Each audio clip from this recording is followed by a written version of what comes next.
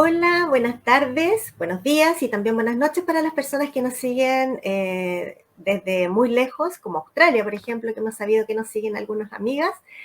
Les damos la bienvenida a este conversatorio muy interesante que nos tiene a todas muy emocionadas porque vamos a poder conocer a esta gran escritora chilena, Teresa Pilsmont, que ha estado bastante olvidada, dejada en el silencio en el cual ella nunca quiso estar, y la reproponemos acá en este conversatorio, en donde vamos a descubrir varias nuevas cosas sobre ella, sobre su vida y sobre su obra.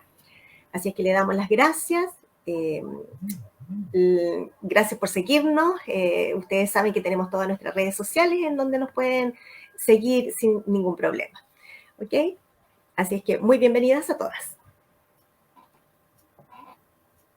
Hola, buenos días, buenas noches a todos. Bueno, ahora voy a presentar a los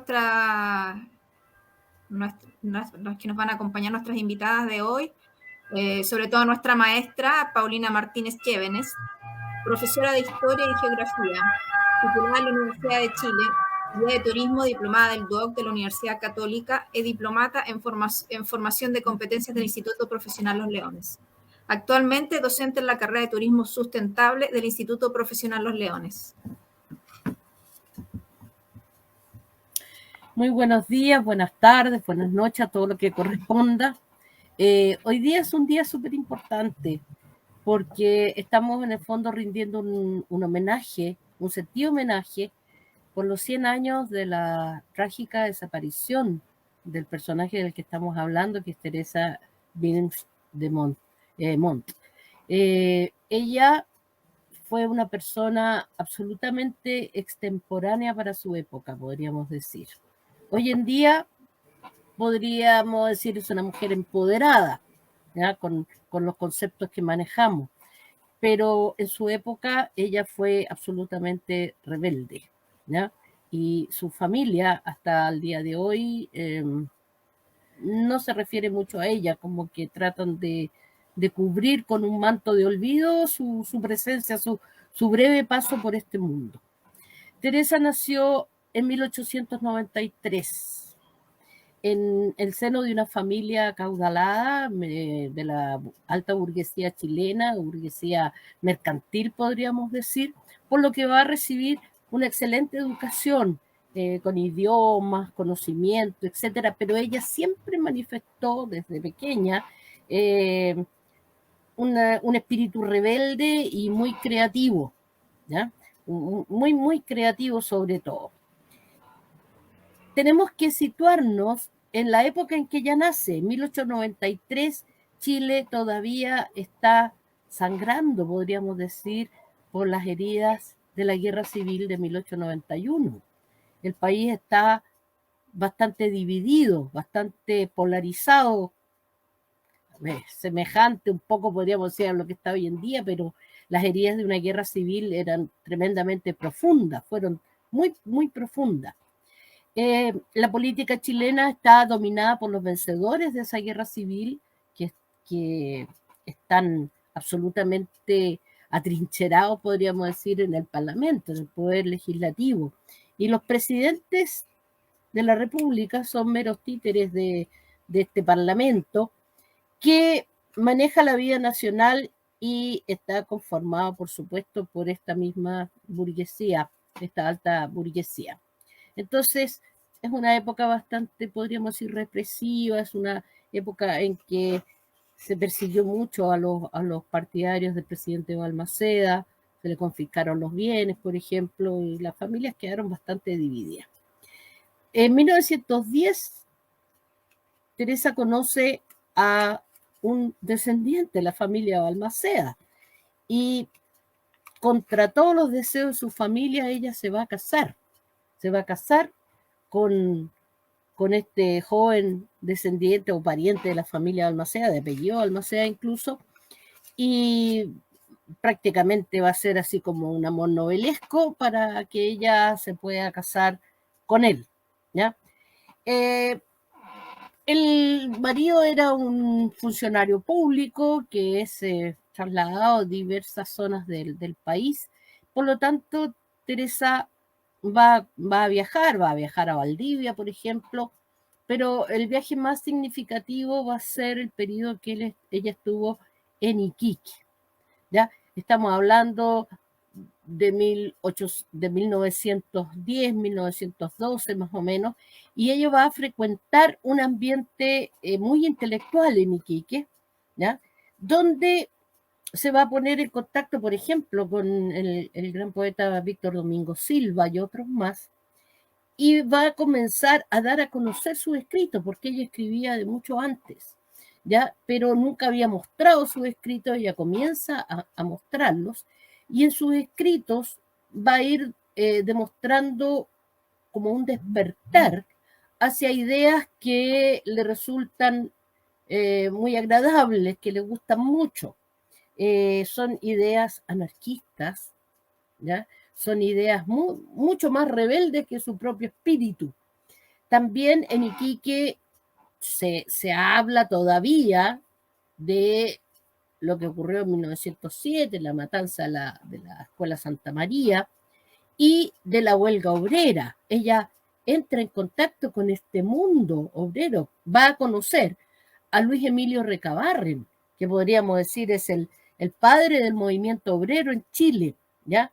Y a través de él va a conocer la violencia que ejerce el Estado y que ejercen las clases dominantes sobre el naciente o sobre la naciente conciencia social del proletariado.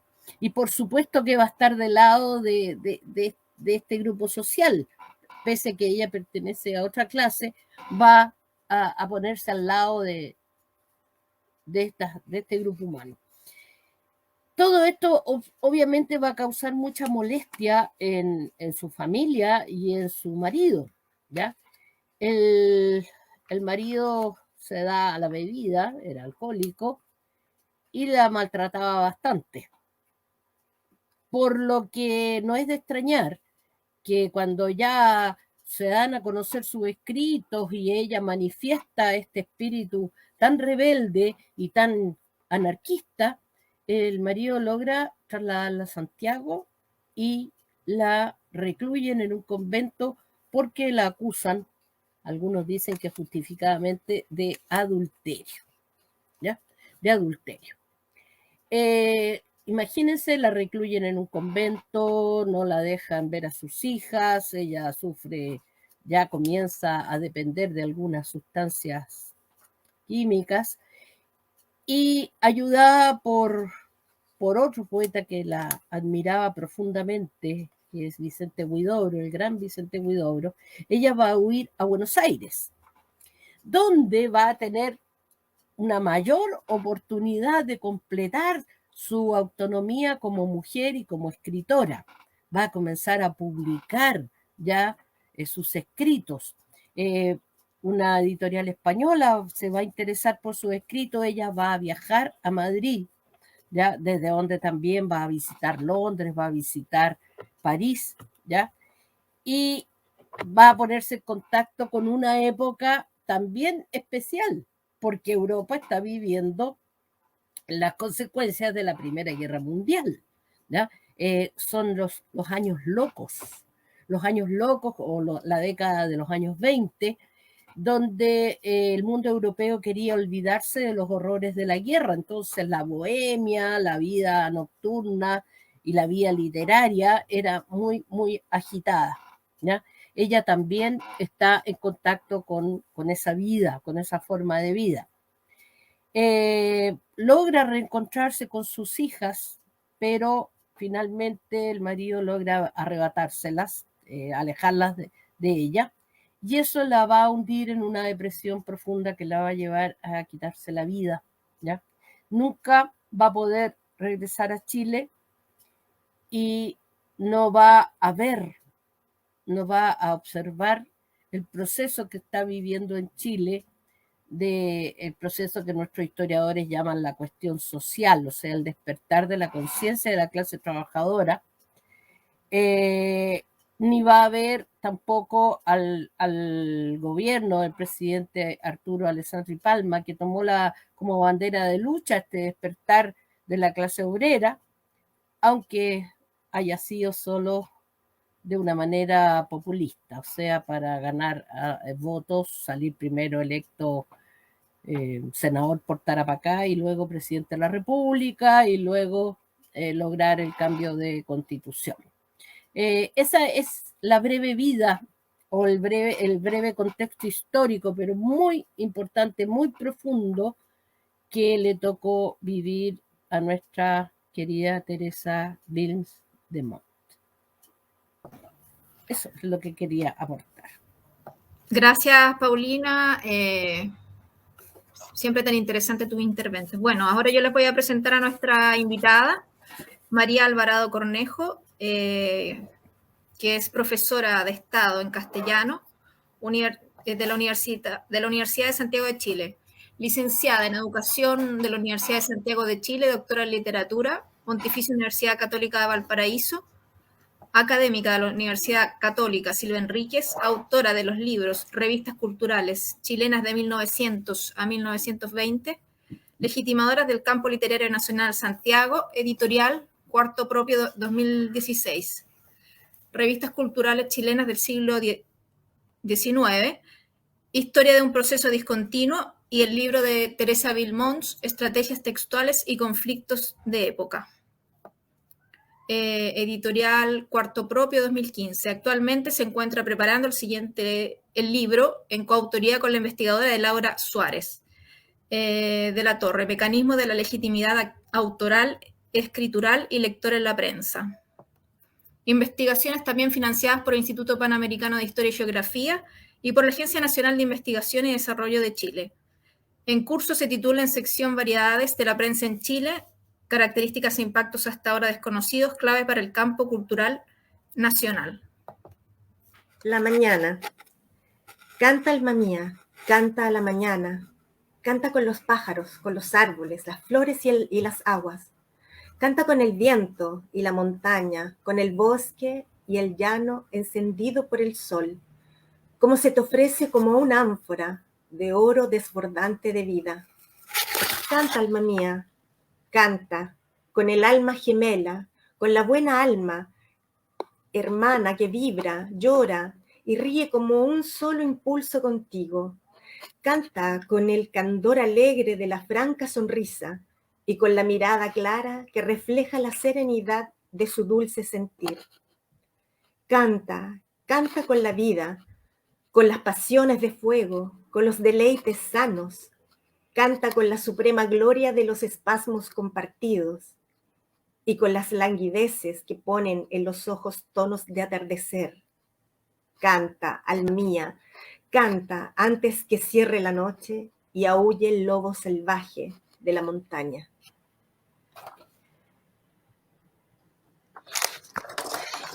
Muchísimas gracias, María Esther. Muchísimas gracias. Muy bienvenida.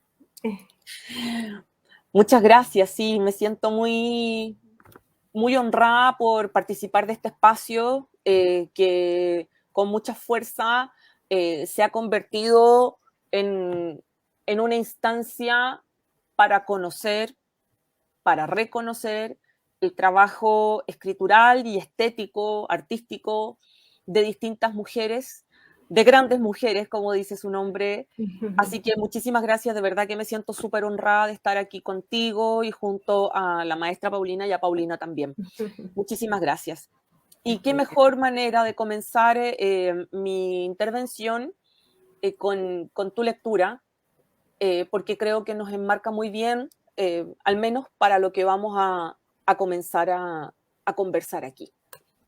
Espero que después podamos tener también un pequeño espacio para preguntas, consultas, comentarios. Siempre hay cuestiones que a veces se nos quedan un poquito en el tintero o no alcanzamos. Exacto.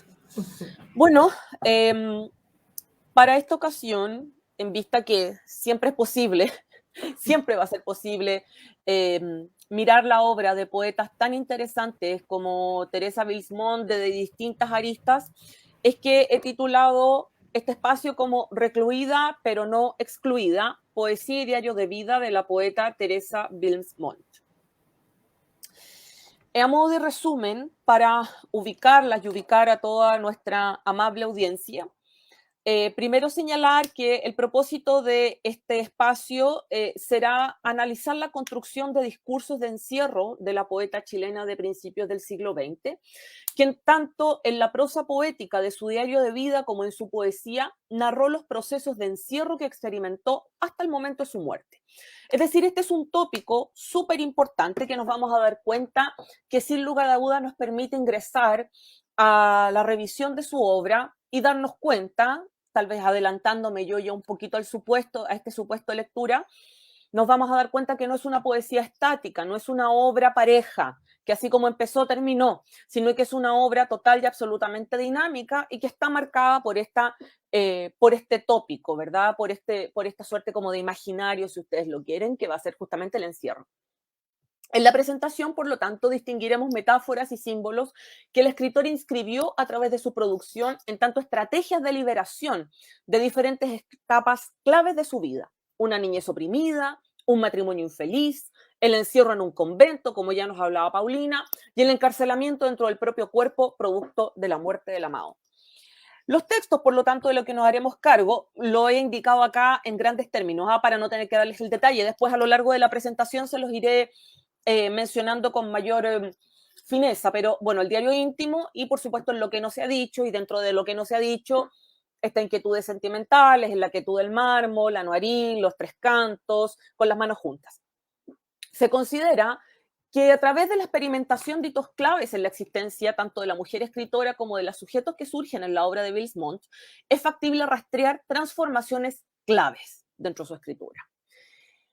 Ahora, estas transformaciones naturalmente van motivadas por estos acontecimientos, esta especie de acontecimientos iniciáticos a través de los cuales esta especie de escritura fantástica de mujeres, sobre todo de principios del siglo XX, se nutre, transforma y enriquece. Y por último, pese a que la escritura de la poeta se caracteriza por un profundo intimismo, interesa también en esta presentación instalar un diálogo entre su obra y otras importantes autoras, compañeras de ruta, y que también tristemente no han sido consideradas con mayor detalle dentro del canon literario actual. Bien, textos de la poeta. Diario íntimo, como les mencionaba al inicio, de 1921, es póstuma esta publicación en donde se va a reunir una parte importante de la producción de esta autora. Inquietudes sentimentales, perdón, que va a dar cuenta, ¿cierto?, de esta primera etapa post-estadía en Buenos Aires, Los Tres Cantos, que es parte ya de la obra con la que nos está acompañando María Esther a lo largo de mi exposición, Con las manos juntas, que es este poemario que ella dedica también a la muerte de su madre, también publicado de forma póstuma, y En la quietud del mármol o Anuarí de 1922, también que se publicó posterior a su muerte. María Esther. El crepúsculo.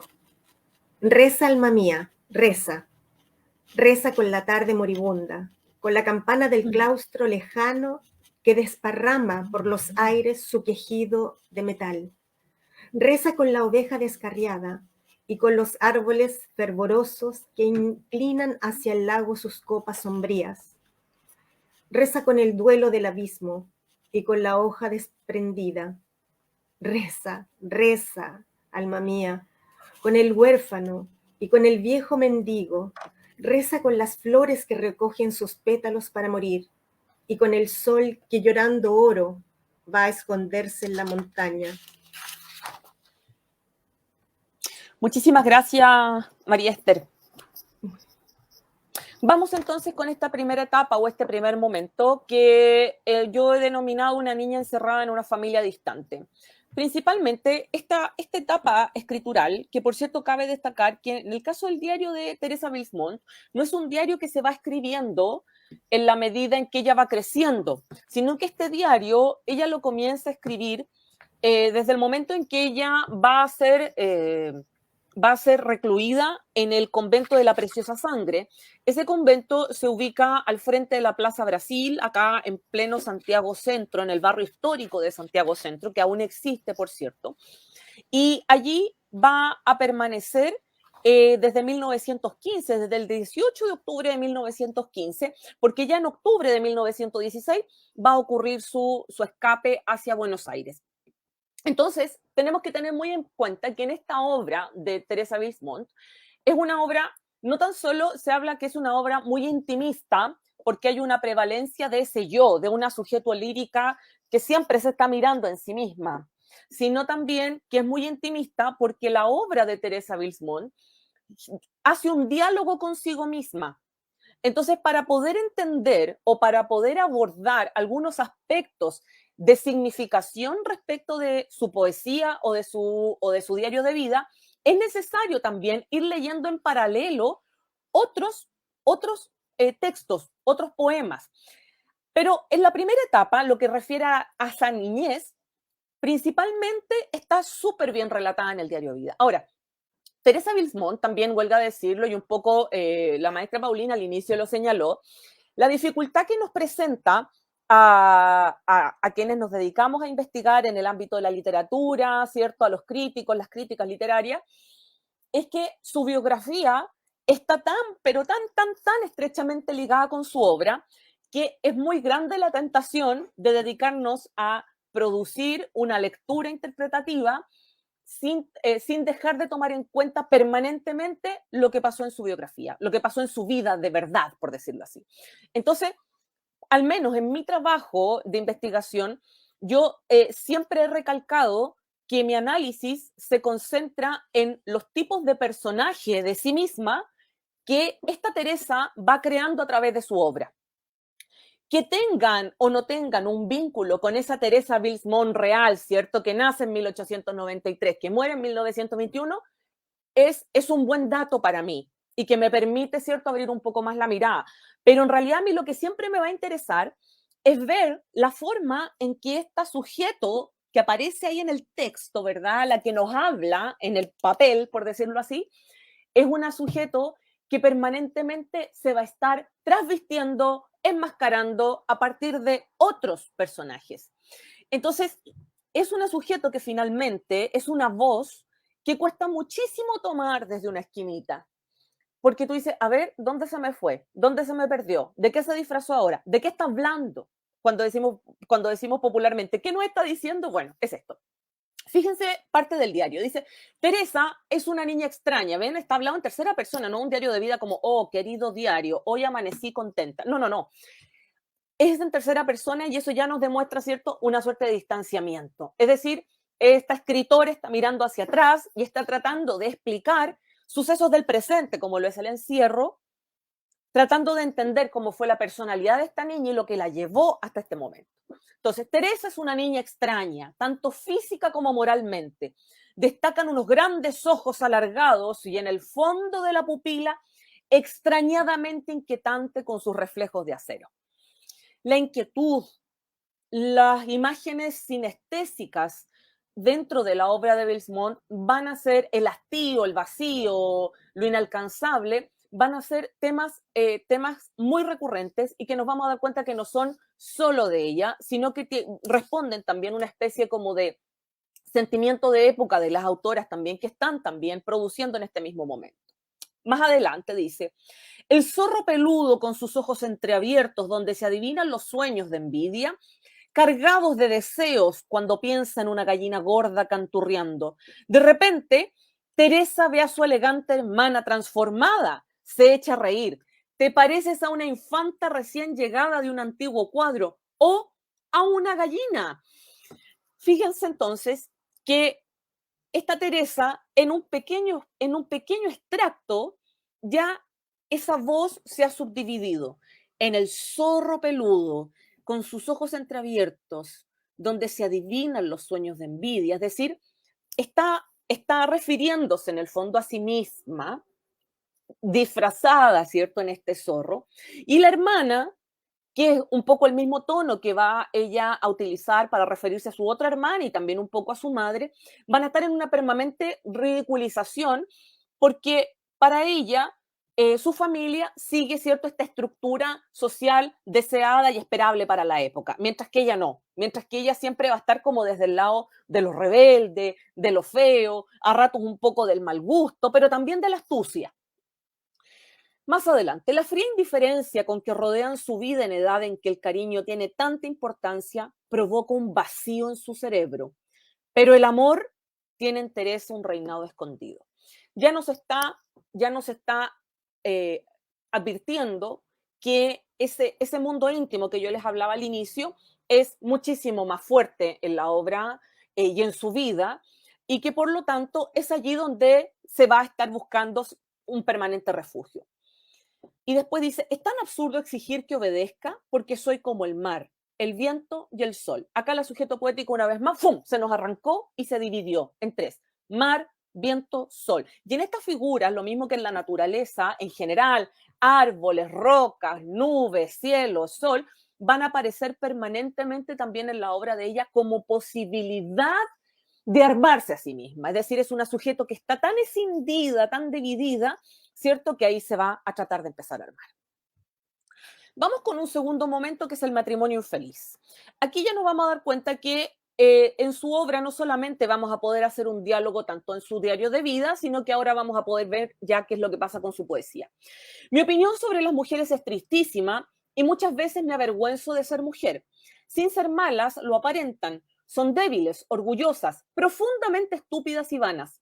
Son animales de costumbre. Un poco ya en la misma línea de la crítica que había hecho anterior, desde esa mirada de infancia, ¿cierto?, de esta niña que se ríe de la hermana, la trata de gallina y qué sé yo, por todos los trajes, ¿cierto?, con los que anda ataviada. En este momento nos vamos a dar cuenta que ya la crítica se amplía, entendiendo también que esta ya es una mujer que forma parte de la vida pública, que forma parte de la vida social, y por lo tanto ya está empezando a renegar de su propio estrato social y a ratos también de su estrato económico. Conocí lo que es para las mujeres de mi clase un misterio, en alusión, ¿cierto?, a las distintas experiencias, más bien de bohemia, que ella habría conocido, como mencionó Paulina anteriormente, en su estancia en Iquique. La verdadera miseria material y moral, los corazones y las pasiones bajas, y todo lo que conoce un hombre. Tengo inclinación especial por el teatro dramático y mi ideal sería llegar un día a ser verdadera artista. Lástima que en nuestro país sean tan mal miradas las mujeres que siguen la carrera teatral. Pero como yo no tengo prejuicios que respetar y honras y nombre que guardar, y más adelante remata, yo soy idealista, romántica, fantástica sin serlo. Hay ropajes con que se disfraza el corazón. Hay dos seres en mí. Eso solo yo lo sé. Aquí está clarísimo, explícita, ¿verdad?, esta división entre este mundo de lo real, por decirlo así, y este mundo del imaginario, donde nos hablaba, ¿cierto?, desde su etapa de niñez. Ese cerebro, esa vida, pero que finalmente ella se retrae y el amor lo encuentra dentro. Dice, eso solo yo lo sé. Para vivir en este mundo conviene mostrar solo el que me conocen. Es decir, se asume un personaje de sí misma y se asume que construye identidades que le permiten movilizarse en distintos espacios. Mis ojos, finalmente cierra, no verán jamás la realidad. Se cubrirán y vagarán perdidos en los ensueños del calmante que adormece el espíritu. Y vamos ahora a este momento que a mí me parece clave en lo que al tema del encierro o al encarcelamiento dentro del propio cuerpo refiere. Si se dan cuenta, esta etapa del matrimonio infeliz, en este proceso de análisis que al menos yo distingo, esta sujeto opta por encerrarse, es decir, en base a la serie de decepciones y en base a esa disconformidad que se le genera entre su ideal y finalmente lo que ella realmente experimenta, es que ella asume y dice, mis ojos no verán jamás la realidad. O sea, aquí es cuando ya esta voz lírica finalmente decide que va a tener estos dos espacios vitales, ¿cierto? Tanto a nivel escritural como personal, ¿cierto? En su vida real, por decirlo de alguna forma, pero ella va finalmente a decidir encerrarse en sí misma. Entonces, de haber estado constreñida en una familia que no la entendía, luego constreñida en este matrimonio en donde se siente totalmente incómoda, porque el matrimonio también ella lo utilizó en su momento para escapar de esta familia, y de hecho la familia Bilsmont la va a desheredar, porque esta familia que tenía más bien una tendencia conservadora, eran parientes de los Montt, finalmente ella se casa con un, como bien dijo Paulina, con un descendiente del presidente Balmaceda, todos ellos liberales.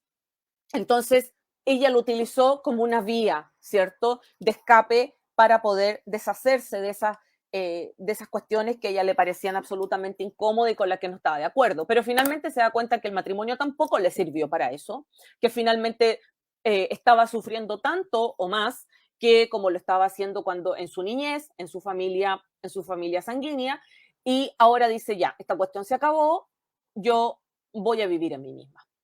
Y aquí entonces, en el encarcelamiento dentro del propio cuerpo, va a ser este leitmotiv que nos va a marcar tanto en Los Tres Cantos, en Inquietudes Sentimentales y, por supuesto, en el diario 4. Llora, alma mía, con la angustia de los muertos olvidados y con los restos náufragos donde habitó la vida. A diferencia de los extractos anteriores que yo les leí, este sujeto nuevamente se va a vivir desperdigando, pero ya no se va a desperdigar solo en una y en una otra, en una de la fuera racional y en una otra del sueño, del ideal, del alma, del amor que vive en sí misma, sino que ahora se va a desperdigar en muchas cosas.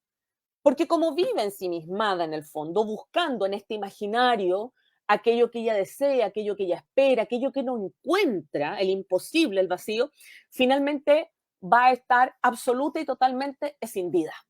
O sea, estos restos náufragos es ella misma. Frente a mi puerta pasó una sombra negra con los ojos cerrados. Cuando retorné a mi alcoba, vi que las perlas de mi collar habían muerto y que los espejos estaban velados. Es decir, ni siquiera se puede ver a sí misma. No hay un reflejo de sí misma donde este sujeto se unifique, ¿cierto? Se encuentra a sí misma. Ni siquiera en ninguna parte ella logra efectivamente alcanzar esa unidad. O sea, está total y absolutamente dividida. Todos llevamos en el espíritu un crepúsculo y una aurora. Mi espíritu es más de la muerte que de la vida. Aspira más a dormir que a estar despierto. Se inclina a la tierra, donde encontrará su cama. Y así vivo, siempre inquieta, siempre sola engañándome con ilusiones que no tengo, como los niños que juegan con su caballito de palo, creyéndolo de verdad. Tengo 25 años de una vida tormentosa, que me envejece moral y físicamente. Fíjense que estoy leyendo distintos registros, distintos textos, y en estos textos nos damos cuenta que la sujeto ya nos empieza a anunciar que la muerte va a ser la única escapatoria, la única vía de salida para este desastre vital, en definitiva. Muy en la línea, ¿cierto?, de la poesía mística. Recordemos que cuando ella vive en Madrid, ella se hace muy amiga de Ramón del Valle Inclán y junto a él van a recorrer Ávila, porque ella era una lectora muy avesada en lo que a Teresa de Jesús o Santa Teresa de Ávila refiere. Es decir, es una poesía que también va a empezar a tomar a momentos muchos tintes místicos, ¿ya? Y es desde allí también esa influencia, esa lectura que ella plantea, entonces que no nos llame la atención esto que va a ocurrir a lo largo de su obra y sobre todo en la parte final. Y con esto que ya cierra el diario 4 y que tiene que ver justamente con esta escapatoria, ¿cierto? En donde literalmente Teresa Bilsmont, escritora, mata a la personaje de sí misma, que escribe tanto en los diarios como en los demás poemas, con textos así: vida, sonriendo de tu tristeza me duermo y de tus celos de madre adoptiva. Vida, fuiste regia, en el rudo hueco de tu seno me abrigaste como el mar. Nada tengo, nada dejo, nada pido. Desnuda como nací, me voy, tan ignorante de lo que en el mundo había. Sufrí y es el único bagaje que admite la barca que lleva al olvido. Siempre de Los Tres Cantos, la noche. Llora, alma mía, llora. Llora alma mía, con la angustia de nuestros olvidados y con los restos náufragos donde habitó la vida. Llora, alma mía, con el mar bravío, que emociona el cielo con su rugir salvaje, y llora con la curva vacía. Llora, alma mía, llora con la madre a quien la brutalidad del hombre arrancó sus hijos y la ha dejado sola en medio de la vida. Llora, alma mía, con los que no tienen consuelo, que como muertos con alma no aguardan nada ni a nadie esperan. Llora, que tu destino es el llanto. Noche hermana, pupila inconsolable, que de tanto llorar has quedado ciega. Madre de los vivos y de los muertos, oh naturaleza, ven, muerte luminosa, con santa piedad, cierra mis párpados quemantes, sella mi boca para que cese de imprecar, purifícala, como a Isaías el leño encendido, calma la fatiga de mi cuerpo, y con tu bálsamo de nieve alivia el dolor de mis pies mutilados. Ven, muerte, dame el supremo abrazo que hace majestuosa a la criatura miserable. Ven, muerte, a libertar mi cuerpo de su yugo espiritual. Cada muerto es una bondad honda, inmutable. Cada muerto es un ejemplo de muda abnegación. Allí, entre los muertos, encuentro mi espíritu, y es con ellos que lo comparten sus graves ternuras. Vamos entonces a esto que podríamos denominar como una segunda parte, ¿verdad?, de mi exposición. Bueno, primero sí o sí comentar que en lo último que leyó María Esther la noche va absolutamente de la mano con ese último párrafo que yo también les compartía del diario 4, de la muerte. Es decir, así como va cayendo el día de esa mañana alegre, de ese crepúsculo que empieza a llenar de temor, de sospecha, finalmente cae, literalmente como se dice, cae la noche, y cae la noche y viene la muerte. Viene el vacío, viene todo, vienen los miedos, y finalmente viene ese no ver, ese no verse. Encerrada pero no aislada. A pesar, entonces, como les decía al inicio, de encontrarnos con esta poesía que es tan encerradita en sí misma, que hace un diálogo, ¿cierto?, entre su propia obra, a mí me ha cautivado enormemente la idea de poder hacer un diálogo entre la obra de Teresa Bilsmont y la obra de otras escritoras chilenas contemporáneas. No porque a mí se me haya ocurrido, o porque yo esté intentando generar un pie forzado, sino porque la obra de Bilsmont, que ha sido mencionada por la crítica principalmente como una cuestión excepcional, tanto por las cualidades de la escritora como por las mismas características de la obra, etcétera. Yo creo que el ejercicio de rescate no se hace completo cuando nosotras las investigadoras nos quedamos solamente con eso, con el visibilizar, con el mostrar, sino que además tenemos que reinsertar y tenemos que dar cuenta que acá existe una tradición y existe también un trabajo intelectual. Entonces, en vista de lo anterior, es que de a poco también fui conociendo otras autoras que son de sumo valiosa, sumamente interesante y que también tienen en común haber sido bien acalladas por la época y por la posterioridad. Y este es el caso de Winnet de Roca, que en este caso, en este libro, que es de 1915, Lo que me dijo el silencio, ella lo firmó bajo el seudónimo de Juan Inés de la Cruz, y tengamos claro también que Winnet de Roca no era su nombre real, sino que su nombre real era Luisa Navalón Sanderson. Ese fue un seudónimo que ella adoptó, el segundo, el de Winnet, una vez que ella se casa con Pablo de Roca, el famoso poeta. Ya se empezarán a imaginar entonces por qué también ella es silenciada. Fíjense entonces, vamos a ir buscando ciertos espacios de lectura, ciertas rendijas que nos permiten darnos cuenta de este diálogo. En lo que me dijo el silencio, vamos al canto séptimo. Para que él la comprenda, mi alma es muy infinita. La suya le ha legado el cerebro sus fibras. Y este cerebro solo sabe de la analítica y en la vara que él mide no se mide la mía. Yo sé que en el invierno el vendaval se enfría. Yo sé que el sol sus rayos los despide de día. Pero eso, ¿quién lo ignora? Mas leer en las almas lo que nunca han escrito es la gloria más alta. Leo el canto 10. Te he visto de mi mente salir en raudo vuelo y he querido seguirte, pero ya no te veo. En vano te he llamado cerrando los resquicios donde podía entrarse la razón del olvido. Te has ido, no sé cómo, tal vez a donde anidan los que no son ni buenos ni malos en la vida, a la fosa común de las vulgaridades, y te has mezclado tanto que ya no puedo hallarte. Bueno, nos vamos a dar cuenta entonces que hay ciertos aspectos que, a ver, no puedo decir son reiterativos, pero que sí nos van a dar cuenta que existe, que es muy factible generar un diálogo poético entre estas autoras. Nos damos cuenta, primero, el tema de la incomprensión. O sea, tú que estás fuera, tú que vives fuera de mí, y este cerebro solo sabe de analítica, es decir, no me sirve tu cerebro, porque ese no es el espacio desde donde yo hablo, sino que yo hablo desde el espacio de la ensoñación, yo hablo desde el espacio del ideal, yo hablo desde el espacio de la emoción, de lo pulsional. Y yo sé también, dice, en el invierno el vendaval se enfría. Es decir, a mí nuevamente no me sirve, dice esta sujeto poética, ¿verdad?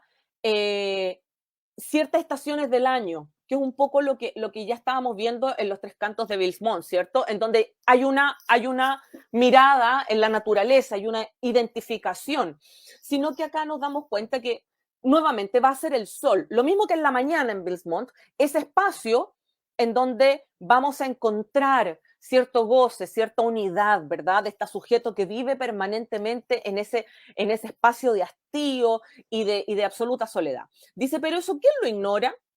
Más leer en las almas lo que nunca han escrito es la gloria más alta. Es decir, ese trabajo déjamelo a mí, dice esta sujeto poética.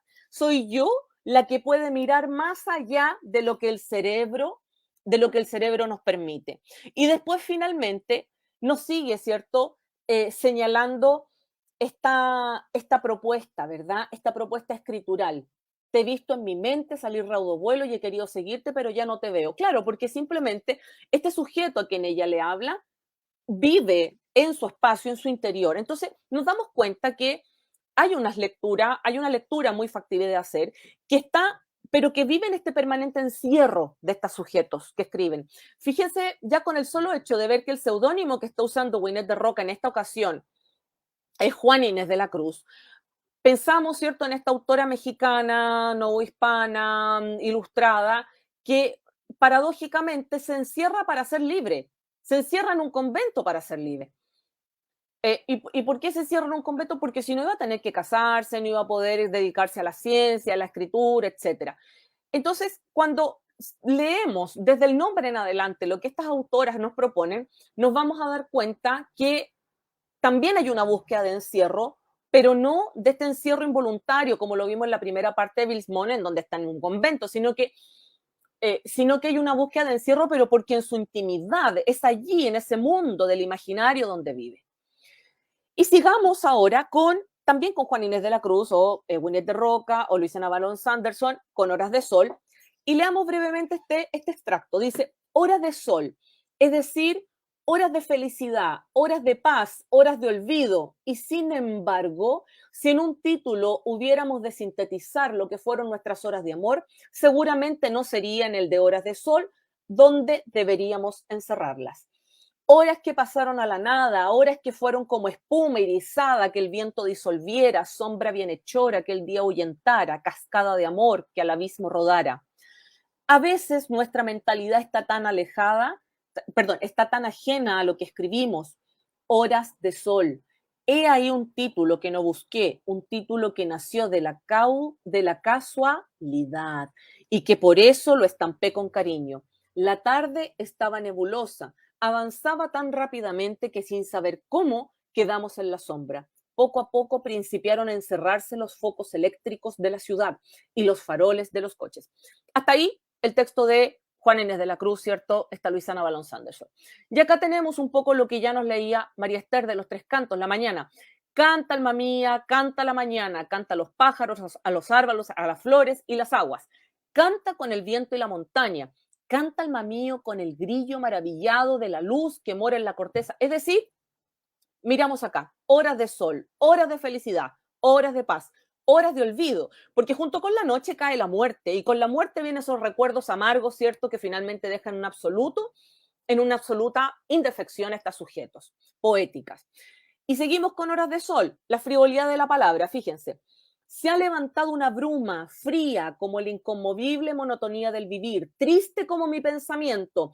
Llega a mí en ecos dolorosos la frivolidad de las palabras. Ha cesado todo murmullo y me pregunto si tocarán a muerto. Cuando la lengua enmudece es porque al pensar se abisma sin comprender. Fíjense más abajo, van las horas cayendo sobre el recuerdo como la plumilla de nieve. Las alas del sentimiento cargadas de ironía no pueden tender el vuelo a las exploradas regiones del pasado. Y voy acá, el crepúsculo. Reza, alma mía, reza. Reza con la tarde moribunda. Acá veíamos, ¿cierto?, que iba cayendo el día. Van las horas cayendo sobre el recuerdo. Reza con la tarde moribunda, con la campana del claustro lejano que desparrama por los aires su quejido de metal. Reza con la oveja descarriada. O sea, fíjense cómo Bilsmont se divide. Ella misma se desparrama. Ella está, ¿cierto?, encerrada en este quejido mental. La oveja descarriada, sí misma. Los árboles fervorosos, sí misma. Es decir, es un sujeto que se nos arranca en esta obra. Y luego, reza alma mía con el pájaro sin nido, ella misma. Y con la pupila ciega del pozo abandonado. Y como leíamos al principio de la presentación, cuando decía, ¿cierto?, y las perlas de mi cuarto se han enmudecido y se han ennegrecido y ya no me puedo ver en el espejo, etcétera. Reza con el camello exangüe de las arenas del desierto, ella, y con el león herido en las selvas, ella. Reza con los campos devastados, ella, y las espigas sin grano. 4. O sea, en una sola estrofa se nos arrancó otra vez. Reza con el duelo del abismo y con la hoja desprendida. Y acá tenemos a otra poeta también contemporánea, María Monbel, tampoco era su nombre legal, su nombre era Tilda Brito Letelier, y nos encontramos, ¿cierto?, con otro diálogo aquí. Intertextualidad. Pensamientos de otoño, fíjense. Inquietud del otoño, soledad de los parques, tristeza de las cosas, languidez de los árboles, cielos de esmaltes grises, otoño, oro y blancura. Tu sol es blanco y frío como la luna. Nacen en ti los vientos, hijos que son del ogro y roban a los parques sus tapices de oro. Otoño pensativo, otoño de la tierra. Para mí ha sido otoño la primavera. Voy para allá. Ahora sigo con inquietudes sentimentales de Bilsmont. Paseaba por el camino somnoliento de un atardecer. Los árboles otoñales, con sus brazos descarnados levantados al viento, tenían no sé qué gesto trágico de súplica. Y las montañas rojas de ira bajo el sol de ocaso amenazan derrumbarse sobre el río manso como una mujer enferma. Naturaleza, alma que yo siento dentro de mí y que no es mía, yo te comprendo en tus enormes y secretas grandezas. Como penetro en la belleza del astro rey, así observo también la tragedia sentimental de la hierbecita que quiere ser árbol y lucha con las patas del animal, con las ruedas del carro, con las indiferencias del hombre. Y por último, muere triturada en el hocico de un pollino. Si se dan cuenta otra vez, la cualidad de la obra de Bilsmont, nos encontramos con imágenes, ¿verdad? Con el otoño, con lo que causa el frío, con esa contraposición permanente, con el sol, con la luz, con el calor, etc. Pero en Bilsmont hay permanentemente una explosión de voces poéticas, una explosión de sus personajes en que se transforma, ¿cierto?, en sí misma, y también esta orfandad que nos damos cuenta que reside también en la obra de ella.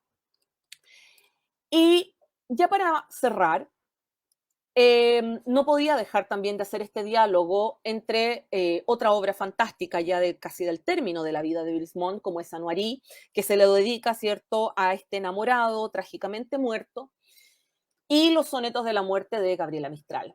Leo brevemente.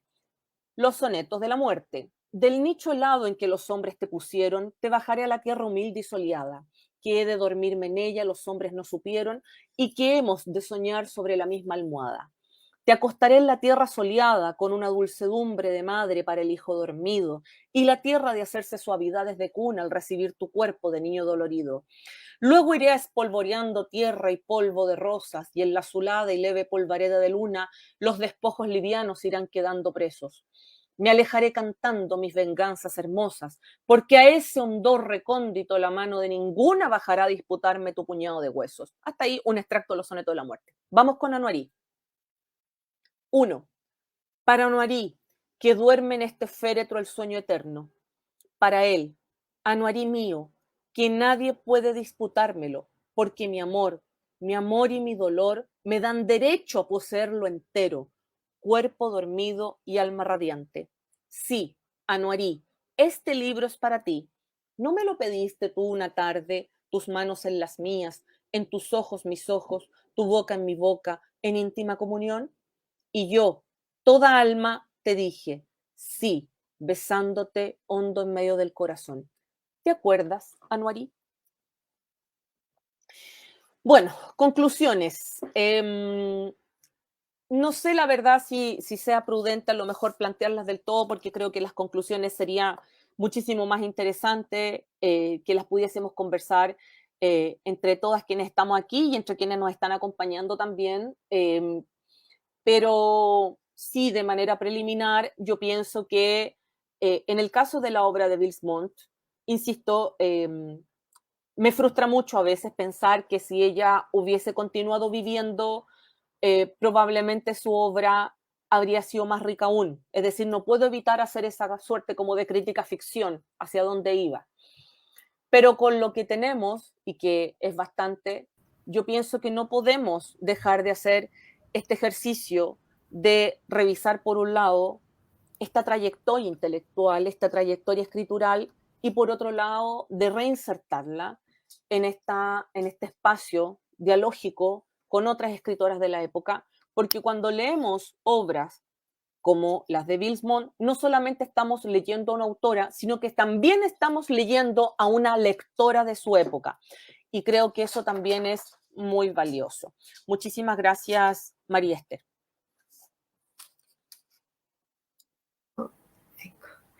Muchas gracias a ti, ha sido maravilloso todo lo que nos has expuesto. Hemos realmente descubierto una mujer increíble. No sé, ¿qué pueden decir también mis colegas? Paulina, Yo quiero maestra. decir algo. Estoy impresionadísima y así lo puse en el chat por la profundidad del análisis de Marina, no solo de la obra, sino que de la personalidad. Me queda la sensación de que Teresa se vio empujada por las circunstancias de su vida, ¿no? Por ese rechazo que recibió por su forma de ser en el fondo, a beberse la vida de un trago, a beberse la vida muy rápido, ¿no? Ese mismo encierro que no le permitió volar, ¿ya? La hizo vivir todas las vidas en unos pocos años, ¿ya? Y desgraciadamente nos privó tal vez de un tercer premio Nobel, porque es de una profundidad y de una grandeza su poesía, del manejo de sus palabras, aunque para mí cae de repente en el surrealismo, que parece que le influyó bastante, pero es de un dramatismo profundo. Realmente me llega profundamente, me llega íntimamente. Muy, muy bueno el análisis, muy lindo. Y sí, bueno, es para seguir leyéndola, ¿no? Sí, Paulina, muy interesante. Sí. Paulina, sobre lo que tú señalas, es cierto, sabes que también hace poquito, bueno, María Esther sabe, me tocó exponer también con más detalle con otra de estas compañeras, sobre otra de estas compañeras de ruta de Teresa, y también me preguntaron algo similar, si acaso ella hacía un diálogo con el surrealismo, porque en estas obras nos vamos a dar cuenta que siempre hay mucho tema con el sueño, esto que les decía yo, ¿verdad? Con el imaginario, con el ideal, etcétera. Pero el surrealismo, ¿cierto? Entendiéndolo como esta vanguardia más bien posterior de la segunda, tercera década del siglo XX, va a tener otro rollo en realidad con el tema del sueño. Acá nos estamos dando cuenta, estas escritoras están escribiendo más bien desde una experiencia, si ustedes lo quieren, espiritual, mística. Una de las lecturas predilectas de estas mujeres era Rabindranath Tagore, sobre todo para Mistral. Entonces, yo no me atrevería a señalarlas siquiera como precursoras del surrealismo, sino que acá nos damos cuenta que hay como una cuestión de escritura muy mística y también hay cierto retazo de la escritura del romanticismo, ¿cierto? En donde la intimidad del yo, la subjetividad, etcétera, eran elementos recurrentes, ¿sí? Sí, sí, a mí me llama mucho la atención o sea, al menos de lo que he leído de ella, la manifestación, digamos, tan pesimista también que tiene de la vida, esa sensibilidad que yo creo que pocas personas alcanzan esa magnitud en la que ella vive y navega, ¿no? Porque está llena también de extremos, de un dolor de entrañas, ¿no? No, a mí, yo, bueno, la descubrí a Teresa hace varios años atrás, gracias a una amiga que me dijo, léelo, lo que no se ha dicho, lo encontré en Memoria Chilena y lo descargué, porque bueno, ya obviamente todas estas mujeres, desgraciadamente, ya los libros no se encuentran. Sí, por ejemplo, hay algunas que las están reeditando y eso sería maravilloso que se pudiera fomentar eso para que las personas que estamos, por ejemplo, descubriendo a esta Teresa, a Winnie de Roca, no sé, una Pepita Turina, que vayamos pudiendo tener el acceso a poder leerlas, ¿no? Eso sería espectacular. Y eso me lleva a una pregunta que viene justamente con a esto, en donde Jimena nos pregunta si ha tenido el trabajo de Teresa Bilsmont el debido reconocimiento. ¿Lo contesto yo? Sí. Ya que tú eres la experta. Oh, mira, yo creo que lo de experta es complicado. Yo pienso que he intentado abrir una ventanita nada más. Miren, yo no sé, o sea, yo pienso que felizmente ya con la reedición de sus obras, por ejemplo, justo tú mencionas la reedición, por ejemplo, este trabajo, claro, es un poco más antiguo, pero este es el texto que editó Ruth González Vergara, que salió hace varios años atrás por Grijalbo, han salido ediciones nuevas, por supuesto. También se han continuado realizando, por ejemplo, hace un poquito tiempo atrás, también una chica que es artista, presentó un libro en donde es algo así como, no son caricaturas, sino que son las gráficas. Ella creó ilustración, ella es ilustradora, ilustró como partes de la vida de Bilsmont, etc. Entonces se ha difundido más la obra de ella. Se hizo una película que ahí todas y todos podemos juzgar si te gustó más, si te gustó menos, etc.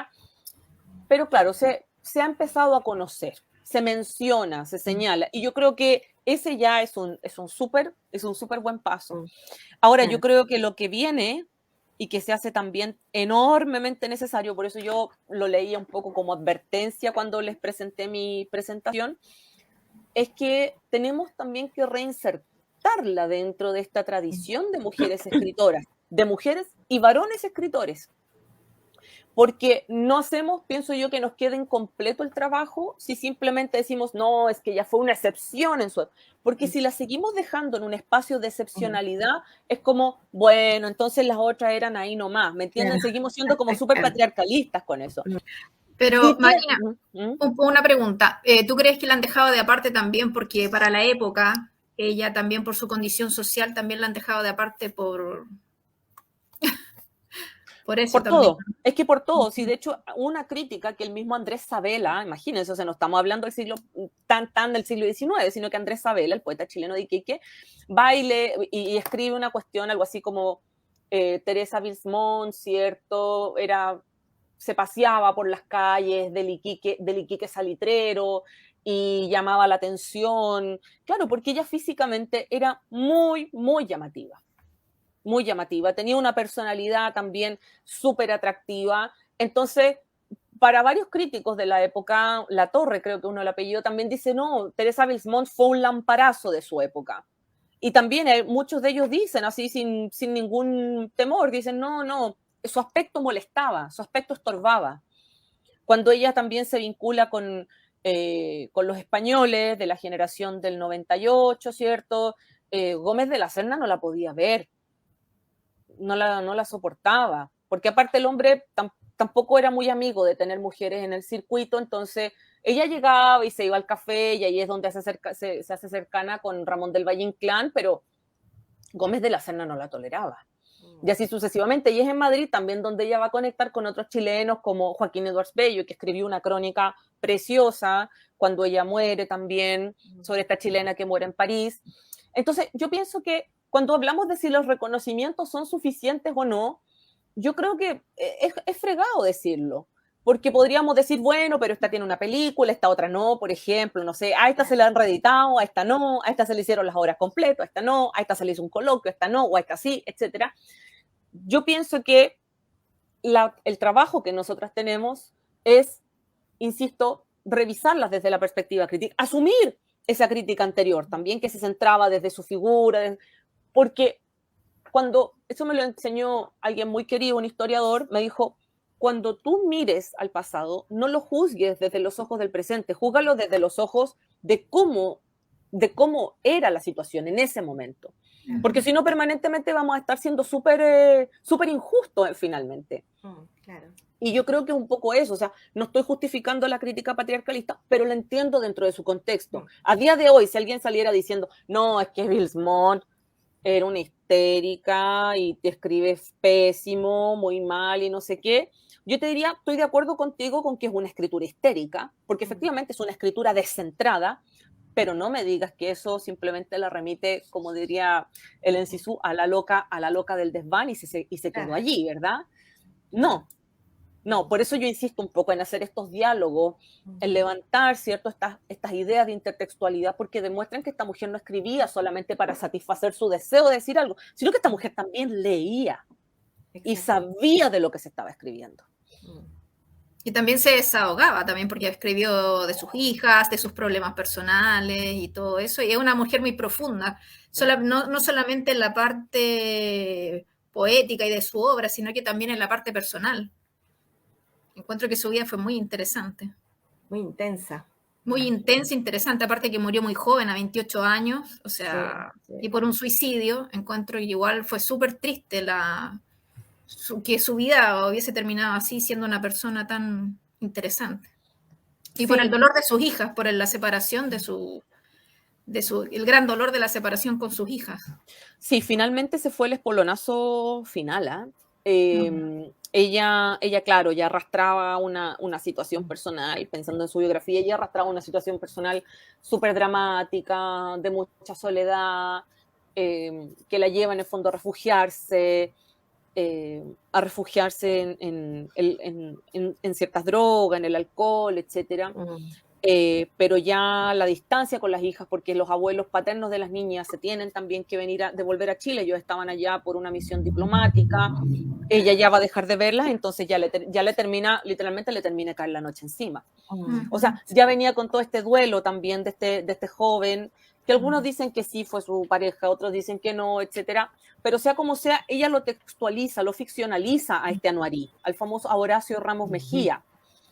Y ya viene, ¿cierto?, con este dolor de la familia, o sea, esta orfandad que ya le parecía que sentía desde la niñez, esta extrañeza, después ya era una cuestión así, pero ya desgarradora.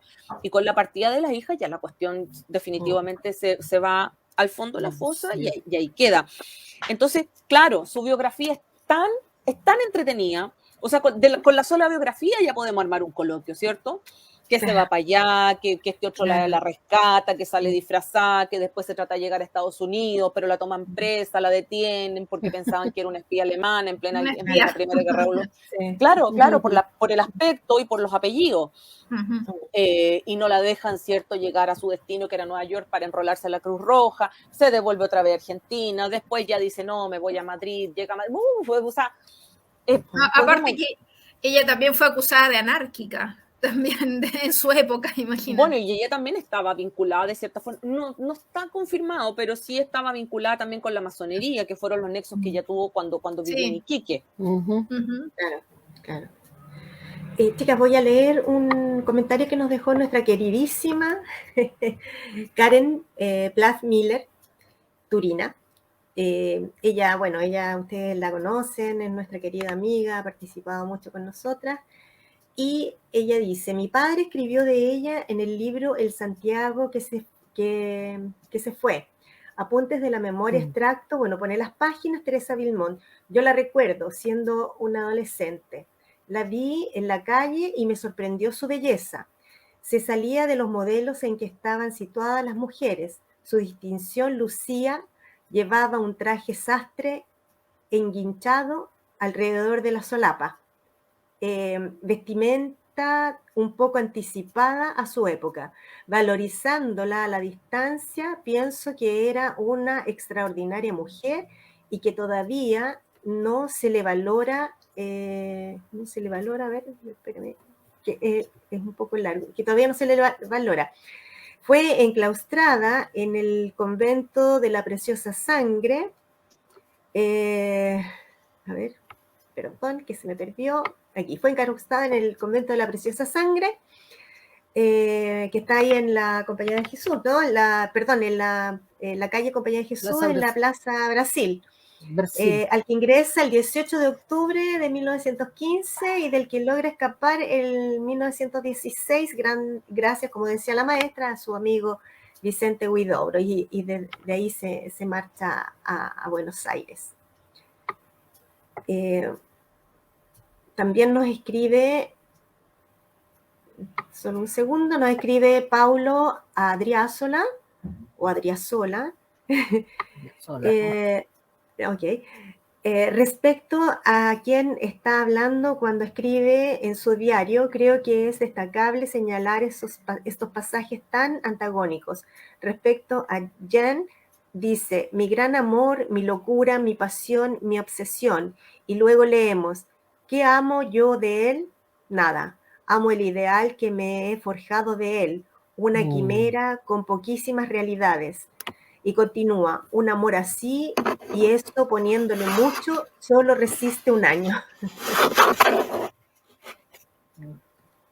Luego, él agrega, ¿ustedes creen que en el libro Anuarí confunde en demasía el yo poético con el sentimiento de pérdida de la mujer Teresa?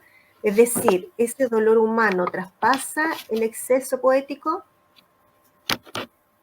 ¿Qué opinan aquí nuestras maestras?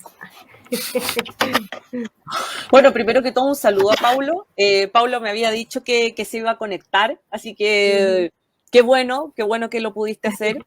Sí, a ver, cuando nosotros pensamos en la poesía, ¿cierto?, en la literatura, sea del género que sea, incluyendo, ¿cierto?, el diario de vida, tenemos que tener claro que es un registro totalmente, que es un universo autónomo.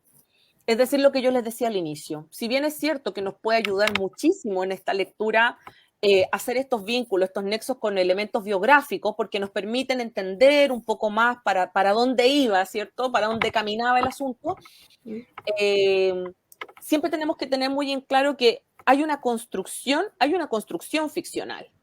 Y esa construcción ficcional está obviamente avalada por esta serie de recursos estéticos de las que ella se vale, como lo que yo les mencionaba también en la presentación. Esta sujeto poética, esta voz lírica, ¿cierto? O esta personaje en el caso del diario de vida, ¡fum!, que hay un momento en que explota. Que el zorro, la gallina, la luz, la sombra, la hoja, el mar, el naufragio, plum, plum, plum, y tú ahí de repente tú quedas medio perdido mirando el techo, y es justamente por eso. Es decir, de nuevo, hay un intimismo enorme en la obra de Vilmont, y que naturalmente te lleva a confundir a este sujeto, a la escritora, con la voz que te cuenta acá. Yo pienso que siempre es interesante, lo que les decía yo, destacar esa subjetividad profunda, pero yo creo que cuando hacemos un análisis literario, pienso que no siempre nos puede ser de tanta ayuda dejarlo solamente como una cuestión tan intrincada. Ahora, estéticamente hablando, sí te transmite un dolor profundo. O sea, esta es como una confesión bien así de estudiante y de investigadora fan, o sea, inevitable, ¿eh? Que uno se termine siendo media calcetinera de quien investiga. Pero me pasaba cuando yo estaba haciendo esta investigación sobre Bilsmont, y me pasa un poco hasta el día de hoy, pero sobre todo en ese tiempo, que era como muy intenso, etcétera, llega un momento del día, después de haberle dado todo el día leyendo, escribiendo y dale, que efectivamente mi estado de ánimo se sentía absolutamente afectadísimo por lo que la obra transmitía. O sea, mal. Llegaba un momento hasta que yo estaba en duelo por eso. Entonces tenía que salir, como digo yo, a darme una vueltita y volvía, porque era tal la intensidad, sobre todo en la última parte ya de la muerte, ¿cierto? Y que se produce la muerte de la escritora, en donde ya definitivamente tú ya no puedes más. Por ejemplo, en el caso de Anouary, que era lo que mencionaba Paulo, a mí lo que me conmueve es esa imposibilidad de este sujeto que está súper desesperada por tratar de llegar, como dice ella, al país de los muertos. Y ella habla permanentemente y dice que vaga por el cementerio, y dice, yo me siento bien aquí, yo estoy contenta aquí, pero no puedo. Y ahí, literalmente, es muy mística esa parte de la obra de ella, en donde ella dice, es que el cuerpo me estorba, porque yo siento que bajo, que llego, pero finalmente no puedo, oye, este cuerpo, esta carne terrible.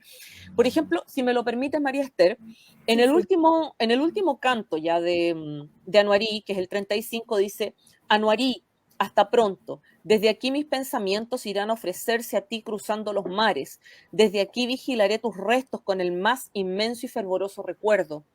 Pronto nos encontraremos, amor mío. Mi cabeza es un abismo de dolor donde mis pensamientos ruedan, sin detenerse como ágiles piedras. Trato de meditar y mis cogitaciones se ahogan y ruedan como cuentas oscuras en el despeñadero de la nada. Solo existe una verdad tan grande como el sol, la muerte. Y esto también coincide con el momento de término de su vida.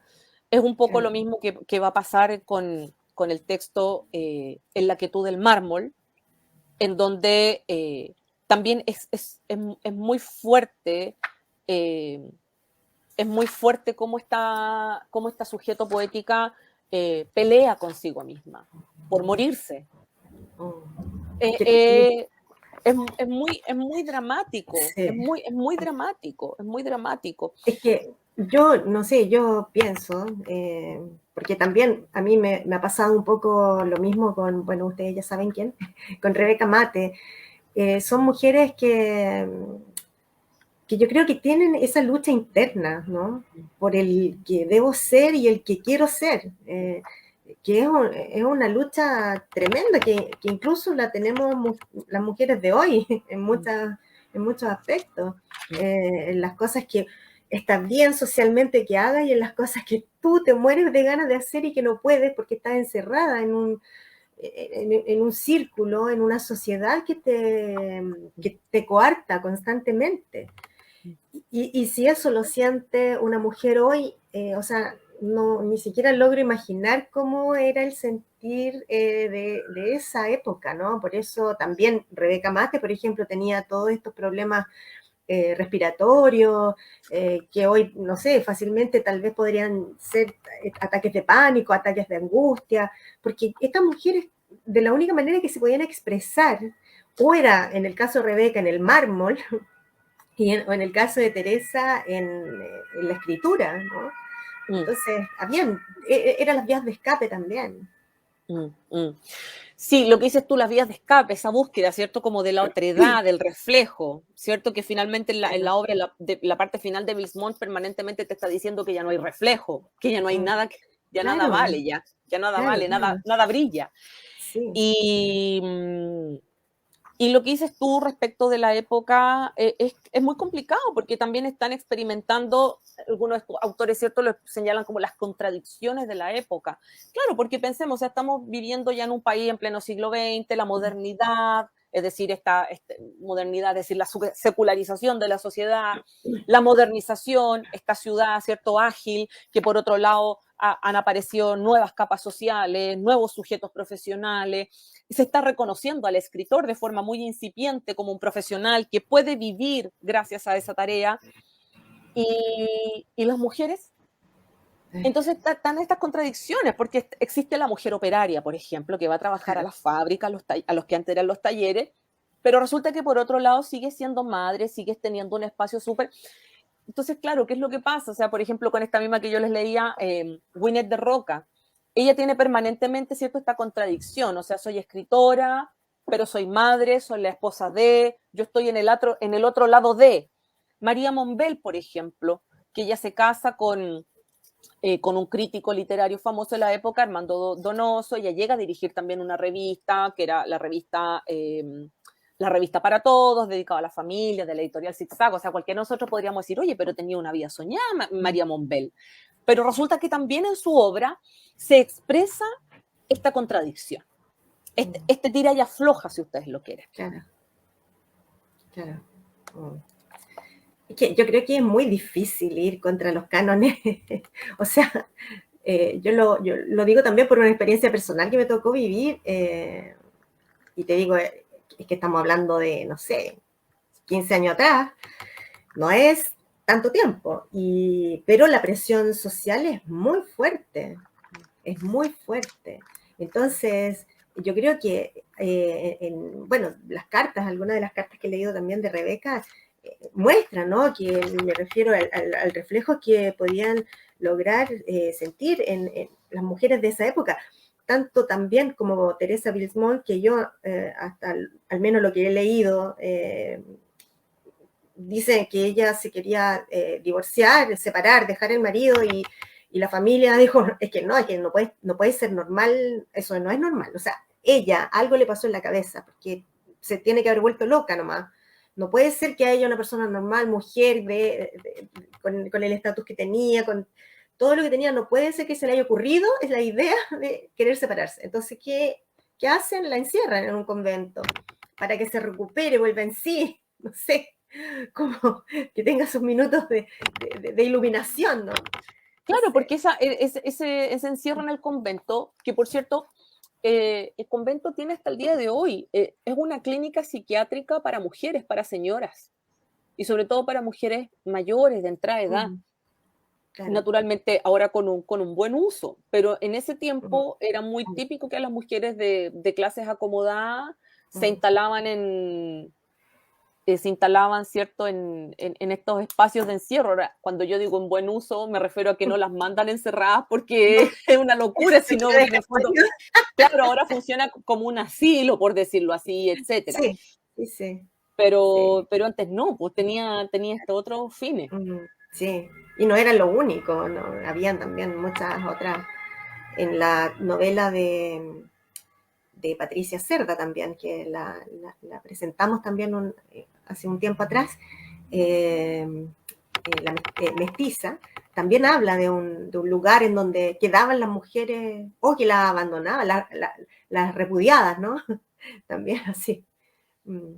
Paulina, Paulina Maestre está silenciada. Sí, es que estoy escuchando. Yo había escrito en el chat cuando se habló del reconocimiento, puse que el mejor reconocimiento sería enseñar a Teresa en nuestras escuelas, enseñarle a nuestras niñas, a esta mujer que quiso cortar amarras, en el fondo quiso liberarse de esa sociedad opresora que la recluyó, y la recluyó en sí misma. Eso es terrible, y algo pugnaba en ella por salir, Y eso es lo que la hacía desesperarse y no soportar su cuerpo, por ejemplo, como bien nos decía Marina. O sea, claro, le provocó un trastorno, indudablemente que le provocó un trastorno en su personalidad que la llevó a la muerte. Yo creo que hay una contradicción ahí, hay que estar muy lúcido para suicidarse. Y se suicidan los locos, es una cosa así. Claro, Pero, no. pero claro, parece algo contradictorio. Pero bueno, ella no puede dimensionar o dimensiona demasiado la tragedia de su vida. Y lo vuelca en esta literatura que debiera ser mucho más difundida, desde luego. Así que yo creo que la labor de Marina es titánica, pero muy útil, muy útil. Sí. Tenemos aquí otro comentario de Paulo. No sé si lo lees, Marina. Sí. ¿Lo logras Dice, ¿y qué se piensa sobre su maternidad? En el diario dice, sería horroroso partir dejando a mis hijas, pero yo no soy digna de ellas y no podría mantenerlas a mi lado jamás. Y dice, mis hijas adoradas, qué desoladoramente árida será mi vida. Bueno, de nuevo, ahí está otro de las contradicciones, pues los tira y afloja. Porque efectivamente de que hay amor y hay un afán de dedicación de ella a sus hijas, eso es indudable, por algo la sufre tanto cuando se tienen que devolver los suegros o ex suegros a Chile después de haberlos reencontrado en París.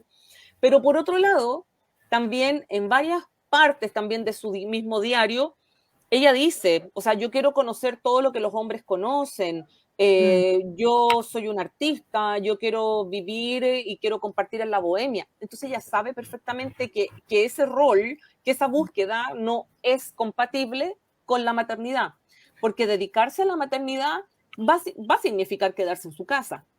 Claro. A lo mejor va a poder leer, juntarse con otra mujer a leer, pero muy en el plan de mujer salonier.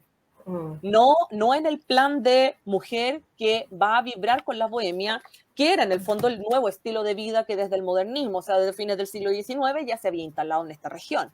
Claro. Y que por supuesto en Europa también, pensemos ya solo en el caso de los poetas malditos, es decir, que ser escritor o escritor, digamos, pensemos los varones, era un estilo de vida, era una forma, era una estética vital. Sí, entonces, en el caso de Bilsmont, ella transforma su escritura en su estilo de vida. No al revés, creo yo. No al revés. Entonces porque ella misma asume, ¿cierto? Lo que hace, a dónde fue, qué bebió, qué no bebió, qué tomó el champán, etc.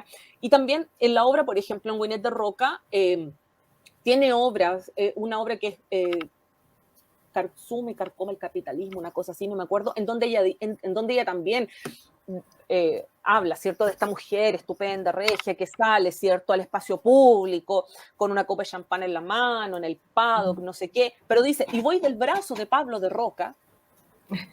Entonces, de nuevo, la contradicción. Por un lado, soy súper visible, soy pública, estoy, ¿cierto?, como la estrella, como la vedette, pero pero voy del brazo de Pablo de Roca. Claro. Y acá en el caso de ella es un poco eso, que ella transforma esa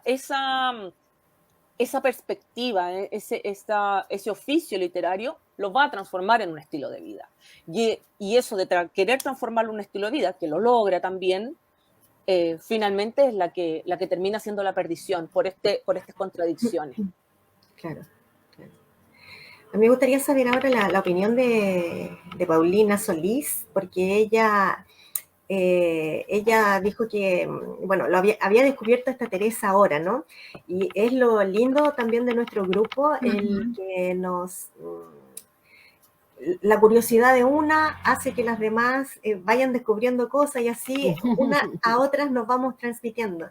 Y ahora que pudiste conocerla más, Paulina, ¿qué te parece? Yo estoy fascinada con la Teresa Bilsmont. Me encantó, porque aparte tiene una vida, como te decía antes, que tiene una vida privada súper interesante, intensa, con varias etapas y no sé, yo creo que como dice la maestra, tiene que en Chile darle una mayor difusión en los colegios, darla a conocer porque necesitamos conocer esas mujeres tan interesantes y fuertes que hemos estado descubriendo en estos conversatorios. Entonces, yo creo que hay que darle más reconocimiento, sobre todo a ella. Y feliz por haber conocido, y gracias Marina por habernos mostrado más de Sí, de la obra. muchas gracias. Muchas, Sí. muchas gracias. Sí. Y no tenerle miedo, ¿no? A estos cambios de giro de roles, hoy día ya nadie tiene un rol específico, o sea, estamos haciendo todas todo, Eso. yo creo que hay que quitarnos todas las etiquetas, los carteles de cosas, porque eso nos va a dar la libertad de hacer muchas cosas más.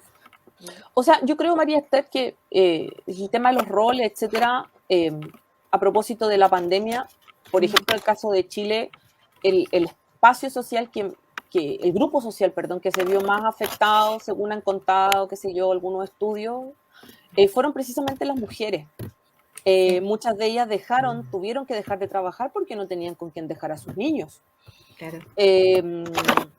Entonces, a ver, yo creo que inevitablemente hay cuestiones que ojalá podamos seguir resolviendo como sociedades. Y que nos muestran con cuestiones tan graves, ¿cierto? Como con lo del COVID, que en realidad seguimos siendo sociedades súper frágiles. Que creemos que hemos superado ciertas etapas, ciertos estadios, pasando desde lo salubre, pasando desde lo científico, y en realidad no somos nada. O sea, finalmente viene la pandemia, nos tenemos que quedar todos encerrados, pero seguimos trabajando y nos queda la crema en lo doméstico, inevitable. Entonces, tal vez nos ha vuelto a recordar un poco esta fragilidad de la vida, esta incertidumbre que ya yo creo que estas mujeres también escribían y poetizaban a inicios del siglo XX. Ellas eran muy conscientes de la incertidumbre. Y ahora cuestiones tan graves como esto nos han vuelto a retorcer en esta incertidumbre. Sí. Tal vez por eso es que se volvió tan popular Teresa Bilsmont durante el lockdown, precisamente por eso. Claro, claro. Ay, y no solamente en Chile. Yo estuve leyendo comentarios en Francia y en Italia, y que también la han descubierto a esta Teresa Bilsmont muy interesante y muy intensa. Así que no es solamente un fenómeno en Chile la Teresa Bilsmont. Qué bueno. Sí. Así que reconozcámosla ahora para que se le dé su puesto en la historia que corresponde. Claro, tenemos acá la última pregunta, dice, ¿qué ciudad influyó más en la vida literaria de Teresa, Buenos Aires o Madrid? Súper buena pregunta, Paulo, porque justo yo sobre eso no alcancé a mencionar. Yo no sé si alguna influyó más o menos, yo creo que fueron distintas escuelas, me explico. En Buenos Aires, Teresa ya se vincula directamente con la vida literaria y con lo que significaba la vida literaria a inicios del siglo XX en ciudades como Buenos Aires, en Santiago, en Montevideo, ¿cierto?, etcétera. Y era una vida que se construía a través de las revistas culturales y literarias de la época. Allí es donde ella, ¿cierto?, empieza a darse cuenta, y donde ya va a pasar a formar parte de esta red de autores, de autoras que van a deambular entre las redacciones de esta revista, y bueno, ella finalmente va a quedar colaborando directamente con nosotros. Esta revista bonaerense súper importante, que tiene un buen dato de tiempo. Entonces yo creo que, si es por decir, bueno, ¿en qué le influye una parte? Yo creo que en Buenos Aires ella aprende a moverse en los circuitos intelectuales y literarios, a reconocer las redes, cuestión que acá en Chile, tal vez en Iquique lo alcanza ella un poco a rajuñar. A vislumbrar. Claro, pero como toda, y donde va a estas conferencias de Belén de Zárraga, donde va también el tema de la masonería, donde conoce a Víctor Domingo Silva y todo lo demás. O sea, yo creo que ahí ya como que la prueba, le da la primera mirada. Pero en Buenos Aires ya no hay marido, ya no hay hijas, solamente literatura, solamente ella tiene que subsistir, y además que ya va apadrinada por Vicente Huidobro, que hacia esas alturas, si bien todavía no era el super Huidobro, pero ya en 1916 ya era el Huidobro, ¿cierto?, con Espejo de Agua, y que sabía perfectamente cómo moverse en los espacios literarios, y que él, por supuesto, como esta lógica de arrastre podría ser, también la instala y la deja pululando ya en estos circuitos. Entonces, eso sería Argentina. Pero en Madrid, ella, ¿qué va a hacer? Ella también ya viene con este aprendizaje de cómo circular, de cuáles son los espacios de socialización de los escritores. Por eso ella va a conocer también a Ramón del Valle Inclán que va a escribirle el prólogo al libro a Anuarí, o sea, no tiene el prólogo de cualquier autor, No. Y ella comienza a ser habitué del Pombo, que era el café, ¿cierto?, donde iba Gómez de la Serna y todo lo demás. Entonces, yo creo que ella va a madurar esta vida de escritora, pero también ella va a reconocer y a palpar con mucha más fuerza esta escritura mística, pero también va a conocer a estos escritores que naturalmente sí o sí de alguna forma la van a llevar un poco a este tono íntimo, ¿cierto? Muy propio de Ramón del Valle Inclán, o sea, como de mirar la propia historia, pero ella lo va a hacer obviamente desde una ventana muy, muy íntima, muy personal, muy subjetiva. No sé si lo respondí a Paulo. Sí, al menos sí, claro. Yo creo que sí. Bueno, miren, ha pasado volando el tiempo. Nuevamente, bueno, te doy gracias, Marina, por haber participado con nosotras. Siempre con cada nueva presencia se va enriqueciendo, no solamente lo que nosotras podemos hacer, sino lo que podemos dar, transmitir y difundir, ¿no?, de nuestras mujeres, aprender de ellas, poder entenderlas y entender también los procesos que vamos viviendo nosotras, aunque vivimos, digamos, en una otra época. Pero desgraciadamente por algunas cosas los tiempos parece que no pasaran. Así es que tenemos que seguir adelante y valorándolas, desempolvándolas y sacándolas a la luz, sus voces, ¿no? Así que te damos muchas gracias por tu participación, por tu disponibilidad y tu tiempo. Además, todo tú eres, te empapas todo, ¿no? Lo que transmites, lo transmites con todo el cuerpo. Así que muchas gracias.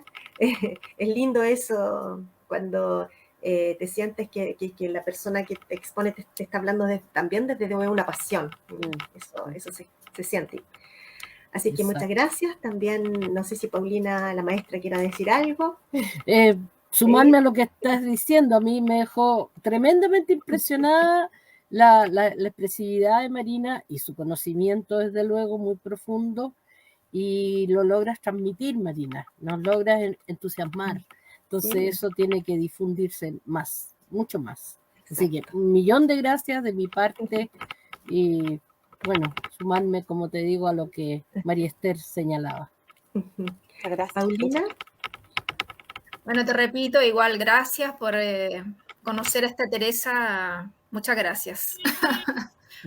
Eres muy apasionada, muy apasionada y transmites lo que... Yo creo que incluso transmites lo que quería decir Teresa en todas sus cosas. Yo no la puedo entender desde un punto de vista de su obra. No, feliz, Marina, y sigue con tu trabajo. Y hay que divulgar mucho la obra de Teresa. Bueno, y espero que ahora, voy a decir algo, pero ahora que mañana ya son las elecciones, espero que cualquiera que salga presidente se valoren a las mujeres en la cultura, en el arte, y que podamos tener más difusión. Así es que ese es un recordatorio para cualquiera de los... A propósito, también, sí, también un recordatorio para nuestro respetable público. Pero que perdón. Las mujeres tenemos que valorar las mujeres que tenemos en Chile, porque ya basta. Yo creo que tiene, por ejemplo, la Teresa es un ejemplo. Así es que esa es mi opinión. Sí. Bueno, yo también tomo la palabra, como dice nuestro conversatorio, en nuestros conversatorios que tomamos la palabra, para hacer el llamado, ¿no? Somos mujeres luchadoras, que hemos tratado de ir forjando nuestro camino, encontramos hoy muchas puertas y ventanas abiertas gracias a muchas mujeres que incluso dejaron la vida en las calles por darnos la posibilidad de de frecuentar y de acceder a lugares en donde jamás se había pensado que podía estar una mujer. Y por eso, y por nuestras grandes mujeres que ayudaron a conseguir el voto femenino, nosotras mañana tenemos una misión grande que cumplir. Así es que dejemos que bravísimo. ¡Qué buena! Qué Muy bien. buena, muy buena, muy buena. Muy bien. Sí, Mañana tenemos, vamos a votar. exacto, sí, tenemos, no sé, Qué hay bien. muchas mujeres que lucharon, ¿no? Para que nosotras pudiéramos tener este derecho. Exacto. Los hombres han decidido la vida de todos por demasiado tiempo. Así es que mañana hagamos escuchar nuestra voz. Eso. Es Bien, necesario. Es muchas necesario. gracias. Nos estamos viendo nuevamente, muchas gracias. Y este homenaje a Teresa Bilsmont no termina aquí porque quedan todos invitados para el 21, en donde vamos a estar con Sari, quien también me dio tu nombre, Marina, para este conversatorio. Así es que Sari nos va a presentar también otra Teresa, una Teresa, digamos, tal vez más cotidiana en el sentido de unos tours que prepara ella y que ella ha hecho también un gran trabajo sobre recopilación de rutas patrimoniales, de personajes, así es que va a estar muy entretenido también. Les agradezco nuevamente y nos estamos viendo, ¿ok? Gracias. Adiós. Chao. Muchas gracias por todo. Adiós.